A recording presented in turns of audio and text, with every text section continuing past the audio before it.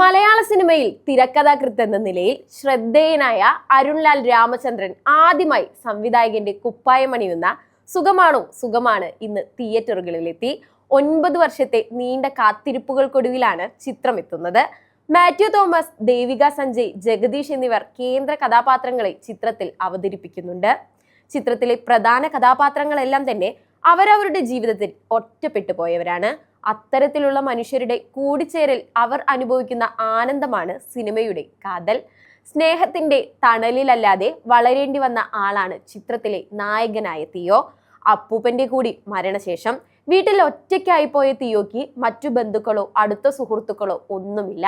നാട്ടിലെ സമപ്രായക്കാരിൽ നിന്നൊക്കെ അകന്നു കഴിയുന്ന മാനസികമായ പ്രയാസങ്ങളിലൂടെ കടന്നു പോകുന്ന തിയോയെ മെന്റൽ എന്നാണ് നാട്ടിലെ മറ്റു കുട്ടികൾ കളിയാക്കി വിളിക്കുന്നത്.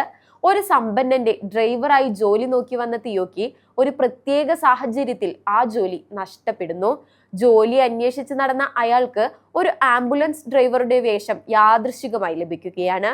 വൈദ്യുതി ശ്മശാനം ജീവനക്കാരനായ ഐപ്പ് വഴിയാണ് അയാൾക്ക് ആ ജോലി ലഭിക്കുന്നത്. ആംബുലൻസ് ഡ്രൈവറുടെ ജോലി ലഭിച്ചതിന് ശേഷം തിയോയുടെ ചലനങ്ങളില്ലാതിരുന്ന ജീവിതം മാറി മറയുകയാണ്. അസാധാരണ വഴികളിലൂടെയുള്ള തിയോയുടെ പിന്നീടുള്ള ദൈനംദിന ജീവിതത്തെയാണ് ചിത്രം പിന്തുടരുന്നത്.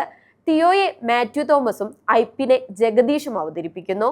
ഡാർക്ക് ഹ്യൂമറും ഇമോഷണൽ ഡ്രാമയും ചേർത്തുള്ള മിശ്രണം തന്നെയാണ് ചിത്രത്തിന്റെ പ്രധാന ഹൈലൈറ്റ്. ചിരിക്ക് ചിരിയും വൈകാരികതയ്ക്ക് അതുമുണ്ട്. 1 മണിക്കൂർ 47 മിനിറ്റാണ് ചിത്രത്തിന്റെ ആകെ ദൈർഘ്യം. അതിൽ രസകരമായ കാസ്റ്റിംഗ് കൂടി ചേരുമ്പോൾ മുല്ലപ്പൂവിന് സുഗന്ധം എന്ന പോലെ ആകർഷണീയത വർദ്ധിക്കുന്നു. ഇതുവരെ കണ്ടിട്ടില്ലാത്ത തരത്തിലുള്ള കോമ്പിനേഷനുകളുണ്ട് ചിത്രത്തിൽ.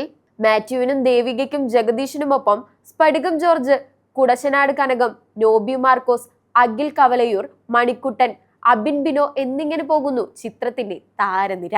ചിത്രത്തിന്റെ കോമഡി ട്രാക്ക് സംവിധായകൻ വർക്ക് ചെയ്തിരിക്കുന്നത് ഇവരിലൂടെ തന്നെയാണ്. സീരിയസ് മൂഡിൽ തുടങ്ങി കോമഡി ട്രാക്കിലൂടെ കൊണ്ടുപോയി വീണ്ടും ഇമോഷണൽ ആക്കുന്ന എൻഡിങ്ങിലൂടെയാണ് അരുൺലാൽ രാമചന്ദ്രൻ പ്രേക്ഷകരെ കൊണ്ടുപോകുന്നത്. ദേവിക സഞ്ജയെ സംബന്ധിച്ച് കരിയർ അടുത്ത ഘട്ടത്തിലേക്ക് കടക്കുന്നതിന്റെ തുടക്കമായും ഈ ചിത്രത്തിലെ കഥാപാത്രത്തെ കാണാം. ചുരുക്കത്തിൽ ഒരു ഫീൽ ഗുഡ് റിലാക്സ്ഡ് വാച്ചിന് പ്രേക്ഷകരെ ക്ഷണിക്കുന്ന ചിത്രമാണ് സുഖമാണോ സുഖമാണ്.